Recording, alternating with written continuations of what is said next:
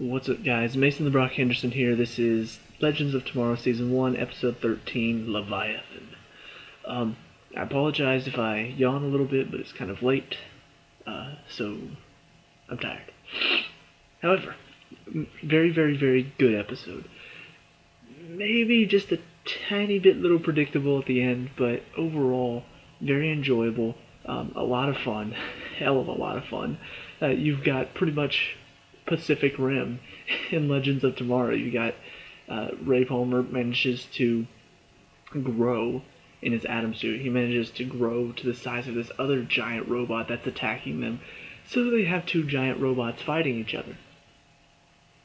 Can't get much better than that. That's just the inner kid in me is just like I was so excited and so pumped to see this. But yeah, it was a lot of fun. The story-wise, I think this is from the beginning.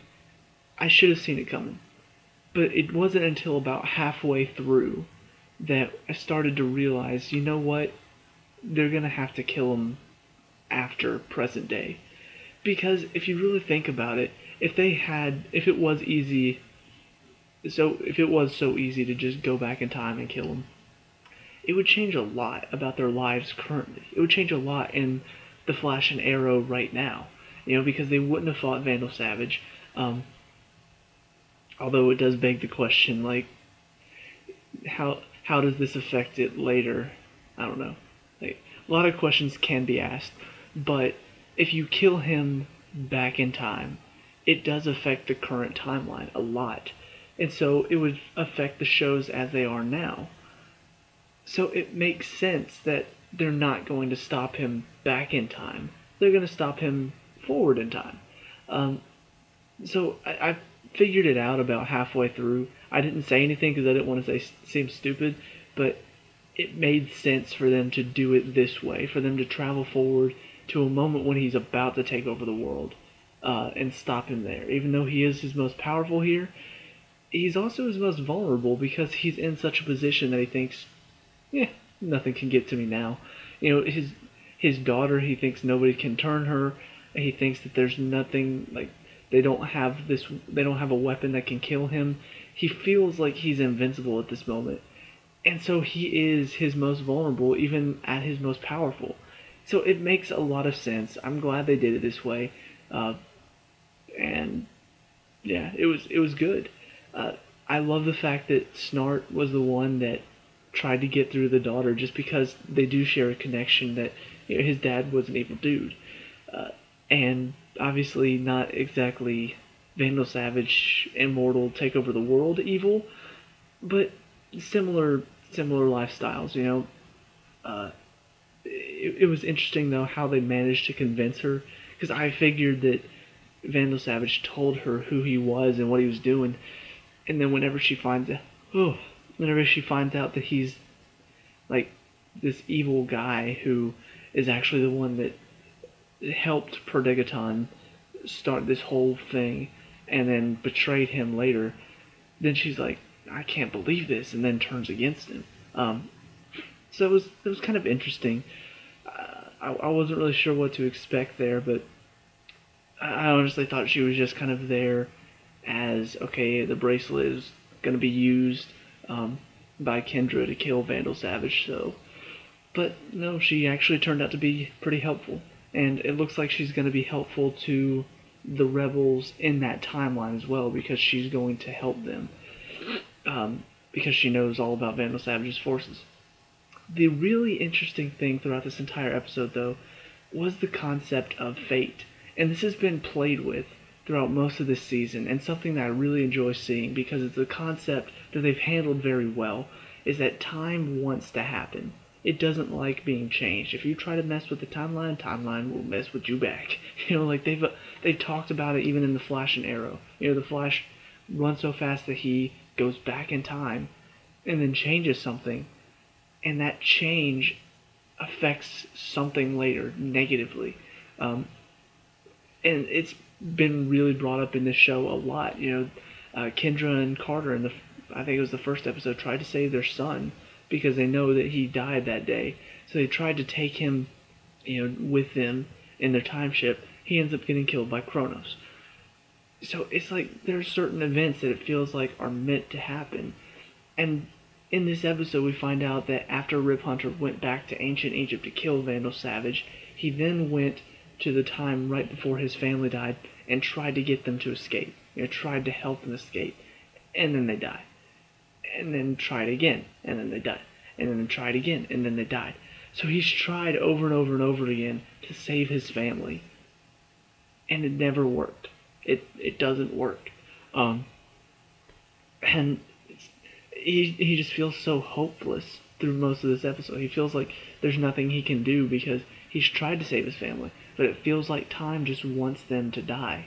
Like it was pretty interesting to see that, and also to find out that he has tried to go to the moment right before they died and save them there, but never could. So that was interesting, and it kind of does weigh heavy on the team. This thought of, even if we do all of this, what's going to happen? Because time wants to happen. If this is true, then even if they stop Vandal Savage, will something horrible happen on that day and just his family will die anyway? Like they stop Vandal Savage 3 days before they die, and then 3 days later an earthquake happens and then a building falls on top of them. Like that would be awful to think about, but at the same time it's something the show could do. And I feel like at some point we're going to get to a moment, kind of like what we had at the end of this episode, where Rip Hunter is going to have to choose between saving his family and saving the world. And it was a moment that felt out of place when it happened in this episode. I'll talk about the final scene in a second, but the final moment of that final scene where Kendra's about to kill him and Rip Hunter says, kill him and you'll save my family, or you can save, I can't remember exactly how he worded it, but pretty much he said, you need to choose, are you going to help me save my family or not? And because the other choice was saving Carter, sorry Rip Hunter, no. Like, it's never been about him for this team. That was his whole reason for getting the team together. But their purpose was not to save his family. Their purpose was not to help him save his wife and son. It was to save the world. It was to be heroes. Like all of them wanted to be heroes. Even Snart, he wanted the reward, the fame and fortune that comes with being a hero. Being somebody who saved the world. Rory was just along for the ride because Snart was, but everybody else, they wanted to help save the world. It wasn't about Rip Hunter and his family. And we saw that at the end of this episode. So I feel like there's going to be a moment where Rip Hunter is going to have to choose between saving his family or saving everybody else. And ultimately, I think, he's going to sacrifice his family because time wants to happen, and it's going to. Now, that being said, could the show possibly chicken out and decide to save his family anyway? Maybe. Like, they could go a very dark route, have his family die anyway, something along those lines. Or they could decide, let's have a happy ending. Let's have everybody be 100% yay. I hope they don't do that. It would be okay, but I would prefer they go a bit more realistic, a bit more. I didn't really expect them to go that dark. Something like that. I don't want everybody on the team to die or anything like that, but it would be interesting to see them do something ballsy. Make a bold move. Don't just take the easy way out and say, "Oh, everybody lives," because this show doesn't have that feeling. It doesn't have a feeling of, "Oh yeah, everybody's just gonna live and be okay." It has a feeling of something could go horribly wrong. So anyway. That's pretty much the underlying tone of this episode, and as we neared the end of this episode, all I can think in my mind was, we still got 3 episodes left after this one, and it feels like they're going into the final battle. Something's gonna go wrong. So we do get that final fight scene. You've got Ray in the big Atom suit fighting I want to know if they'll talk more about that Leviathan thing because it had an atom symbol. So I wonder if Palmer Tech ended up being what like built that robot for Vandal Savage. Like I wonder if they supplied that robot for him. I don't know if it'll be discussed, but I don't know. It would just be interesting to see like if it's one of Palmer's ancestors, or we find out that his brother took over for him after he left. It'd be interesting to see if his brother ended up like if his niece or granddaughter or whoever, if they ended up helping Vandal Savage or something like that. But anyway, so we have that battle going on. We have Kendra fighting Vandal Savage, and then we got the rest of the team taking on Savage's forces with the help of Vandal Savage's daughter. As Kendra's fighting him, it's just she hits him, and you could see he hurts. I'm like, oh, it's working, awesome. Too bad, not gonna die though. It was just a matter of what's going to stop her, because it seemed like she had no problem killing him.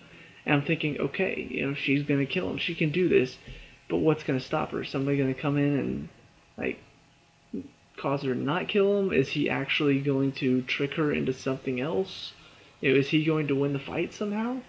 Like, what's gonna happen? And then all of a sudden, a guard busts into the room and starts taking her on. All I could think is, as she's fighting him, it's Carter, isn't it? I don't know why.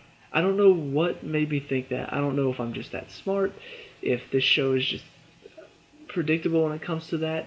I don't know what it was, but for some reason, as soon as that guard busted in and started taking her on, I thought to myself, she's going to knock off the mask, it's going to be Carter. And that's what's going to keep her from killing him. Something along those lines. Sure enough, she knocks off the mask, it's Carter, and Vandal Savage proceeds to tell her that he didn't have his memories, and he managed to keep those memories of him being Hawkman locked away, and that he would never be Hawkman again, because he's the only one that knows how to, unlock his brain and cause him to be Hawkman again. I'm just like, I knew something was going to go wrong. I just didn't think it was going to be this predictable. I wish they had done maybe something a bit more clever.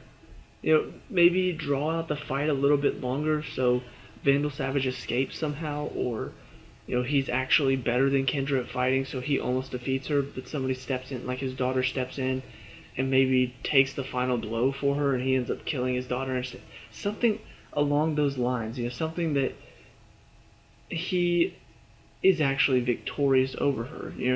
It's not as easy as she just steps in, beats him in a fight, and it's done. Like, at this moment, you could kill him, but because Carter is there now, and I don't know, they want to unlock his brain so he can be Hawkman again, even though this isn't the Carter that they knew.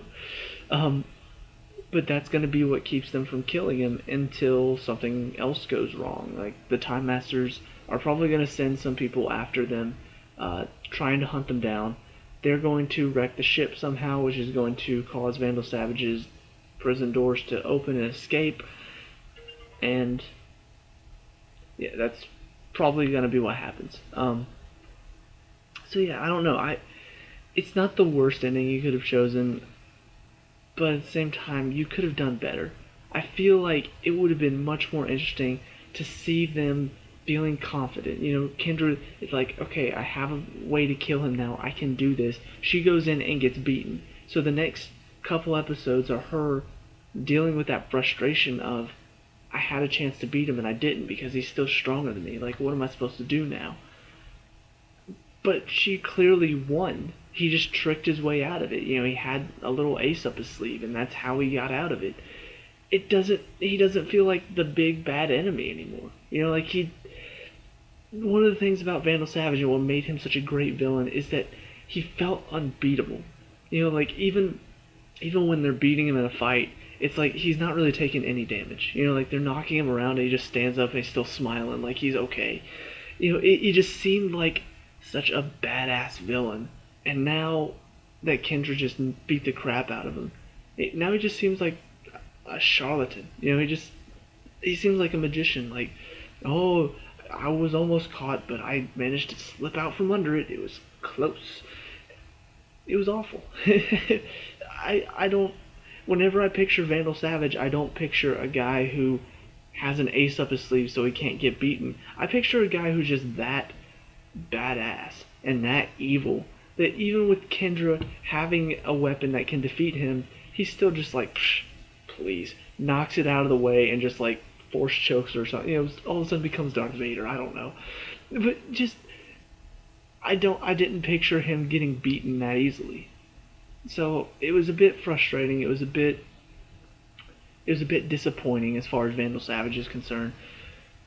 However, the story's not over yet. So I feel like we're still going to have an epic climactic finale of some sort where Vandal Savage is at his strongest and Kendra's at her strongest and they're battling for more than a couple seconds. I don't know. I don't know what the plan is from here. But likely, like I said, Time Masters will probably send somebody else to try and track him down, affect the ship in some way, accidentally release Vandal Savage onto the ship, and things are gonna go wrong from bad to worse until we get to the finale where they have to do something. I don't know. That is the one thing that I will say is good about the way they ended this, having him be captured, is that they do have a lot of ways to go from here. Because he's immortal, obviously, you can't just imprison him and expect him to be there forever, because he will be there forever. But you do have a lot of possibility now. With 3 episodes left, especially, you have a lot of possibility of what to do next. If he gets released, well, where does he go now? If they do get attacked or something, what happens next? What are you going to do? How are you going to end it in a way that is still epic and climactic, even though you've already pretty much had the fight between Hawk Girl and Vandal Savage? It could turn out to be that the Time Masters end up being the final battle. Like they have to battle the Time Masters or something like that. That would be pretty crazy. Anyway, but it was still a good episode. Still a lot of good moments. A lot of good character moments too. Like seeing Martin really want to help these people as they're about to be attacked by this Leviathan. He really wants to help, especially the women and the children, all these refugees, all these people that are suffering. He wants to help them. And even after the ship gets attacked and all of a sudden he walks in and then stops for a second and then looks down and he's got this shrapnel sticking through his abdomen. And even in a moment where he's in so much pain, he's talking to Jax. He's like, "You need to help them." Talking about these rebels. He wants to help them that bad. He doesn't like to see people suffer. We have a lot of moments like that between some of these characters, so it was nice to see. A little bit less too on the Kendra and Rey front. Not my favorite part of the season. I thought they handled it well whenever they had to stay in that time period for a couple years, but now it feels like we're back to where we started. And especially now that Carter's back in the picture, I feel like we're going to have a lot more of that going on next week. But, it's not terrible. I just get tired of seeing repetitive stuff. But anyway, overall good episode. So let me know what you think down in the comments below. If there's anything I missed, we can talk about it. Leave a like and subscribe for more Legends of Tomorrow, and I'll see you at the next review. Peace out.